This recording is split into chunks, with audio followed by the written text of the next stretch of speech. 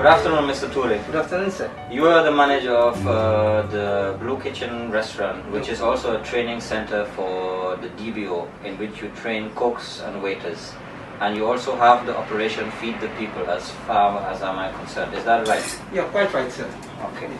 I would like to know from you the Corona or COVID-19 situation. How does it affect you in particular in this project? Actually, coronavirus, the time they said we start having cases in the Gambia, it really affects the restaurant because there are no tourists coming, and the rally that we depend on this restaurant just start coming and they stopped it and they have to return back.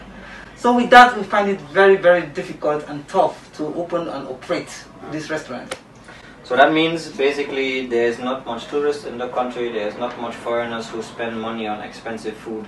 Can you sustain your operations from the local people living in the surrounding areas? Not quite really. We can't sustain from the locals because they are low spenders. They don't spend much. Most of them, they come for drinks, not even food. But for DBO, we sustain because of the project DBO, because they are helping me to run the restaurant by paying salaries, and if even I'm stuck, you guys have to finance to move on. That's how we sustain up to date. Okay, that's fine. You basically answered one of the second questions already. You're not really even allowed to fully operate, right? We can't operate fully, and we are only allowed to do takeaways.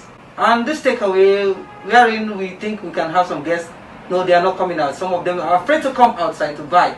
We only get few coming in, and with that and the finance going in, it's very, very small. Without the help of DBO, we can't stand it. That means DBO is basically financing the salaries? For sure, that's true. One of the next questions which interests me is the COVID-19 as a sickness. Has it affected any of your staff members or you personally?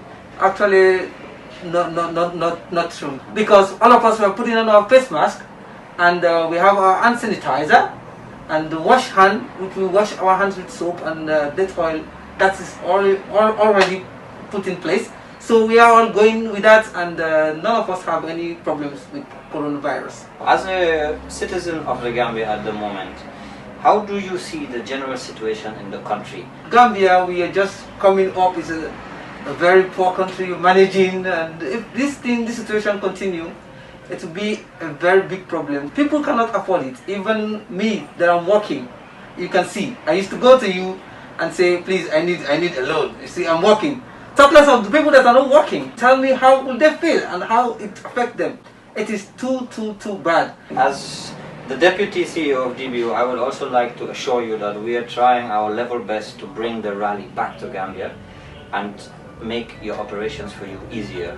That would be very, very interesting, and all the staff will be happy because I'm even listening to that, to hear that next coming rally will be arriving in the Gambia safely. I'll be very, very happy because that keeps us moving on. Most of our colleagues around, they are closed since, and we are still working, so we thank God for that, and we thank DBO for making us living a better life up till now today.